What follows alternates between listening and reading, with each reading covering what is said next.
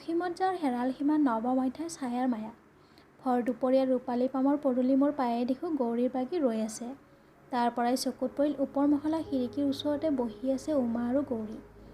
দিনটিয়েক আগতে বৰ উগ্ৰভাৱে গৌৰীৰ লগত এখুন্দা লগাত উমাই বাধ্য হৈয়ে দুয়োকে দুফালে আঁতৰাই নিছিল। বোধ কৰোঁ গৌৰী সং এতিয়াও মাৰ যোৱা নাই। কাৰণ উমাক বোলে কৈছেই, মোক এইখন ঘৰলৈ অহা দেখিলে গৌৰী আৰু এটা মুহূৰ্ত কাষত নাথাকে, দেখিলেই ওলাই যাব। ইয়াৰ আগৰ কেইদিন বোধ কৰোঁ গৈছিলোঁ, যিহেতু মই গৌৰীক আৰু দেখা নাই। ভাবিলোঁ আজি কি কৰিব।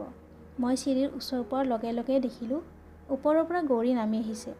প্ৰথমে ভাবিলোঁ আগভেটি ধৰোঁ, কিন্তু নধৰিলোঁ। গৌৰীয়ে মোক নেদেখাৰ ভাও জুৰি মোৰ ওচৰেদিয়ে পাৰ হৈ বাগীত উঠিলগৈ আৰু বাগীৰ ৰূপৰ বালাত টান মাৰি মোৰ ফালৰ পৰ্দাখন পেলাই দিলে। চিৰিৰ দুটামান ঢাপ উঠি এবাৰ গৌৰীলৈ ঘূৰি চালোঁ। চকুত পৰিল পৰ্দাৰ ফাঁকেৰে গৌৰীয়ে মোলৈ চাইছে। ধৰা পৰি পৰ্দাখন আৰু ভালকৈ টানি দিলে গৌৰীয়ে। অলপ ৰং চাবৰ মনেৰে বাগীৰ যি দাঁতিয়ে তেতিয়ালৈকে পৰ্দাকেইখন পেলোৱা নাছিল, সেইফালে আগুৱাই গৈ আকৌ গৌৰীক দেখা দিলোঁ। খঙত গৌৰীয়ে এখন এখনকৈ আটাইবোৰ পৰ্দা মোৰ মুখৰ আগতে পেলাই দি গৰ্জি উঠিল, জয়াৰাম। জয়াৰাম অলপ দূৰত আছিল। ওচৰ চাপি আহি সুধিলে, আইদেউ ঘৰলৈ নে আন ক'ৰবালৈ নিব লাগিব? ঘৰলৈ, চাৰি পৰ্দাৰ মাজৰ পৰা গৌৰীয়ে আদেশ দিলে। ভাল আইদেউ। জয়াৰাম বাগীত উঠিব খুজিছিল, কিন্তু হঠাৎ মই তাক নিঃশব্দে বাধা দি তাৰ কাণে কাণে মনে মনে থাকিবলৈ কৈ গৌৰীয়ে ধৰিব নোৱাৰাকৈ বাগীৰ সন্মুখত জয়াৰামৰ আসনত বহি পৰিলোঁ। আৰু এটা মুহূৰ্তও অপেক্ষা নকৰি পূৰ্ণ বেগেৰে বাগী চলাই একেবাৰে ৰঙাআলি উঠিলোহি। গৌৰীয়ে একো গম নাপালে। ভাবি ল'লে হয়তো জয়াৰামেই বাগী চলাইছে। ৰঙাআলিতো বাগীৰ গতিবেগ অলপো নকমাই ভালেমান বাট আহিলোঁ। শেষত এবাৰ চকুত পৰিল সন্মুখত বকুলপুৰলৈ যোৱা নিৰ্জন আলিটো। একো নভবাকৈয়ে ৰঙাআলি এৰি ল'লোঁ সেই আলি। বাগীৰ ফালে ঘূৰি চাই দেখোঁ গৌৰীয়ে দাঁতিৰ পৰ্দাবোৰ তেতিয়াও তোলা নাই। গতিকে ধৰিবও পৰা নাই বাগীয়ে যে প্ৰকৃত বাট এৰি গৈছে। কিন্তু ভয় হ'ল। অলপ পাছতে বকুলপুৰৰ ওখ আলিৰে যাবলৈ হ'লে ধৰা যে পৰিব লাগিব তাত কোনো সন্দেহ নাই। সেইদেখি কমল সৰোবৰৰ হাত পোৱাৰ লগে লগেই তৎক্ষণাৎ বাগী ৰখাই গৌৰীয়ে পৰ্দা তুলি চোৱাৰ আগতে নামি গৈ পানীৰ কাষৰ শেষ চিৰিটোৰ ওচৰতে আৰ হৈ বহি পৰিলোঁ।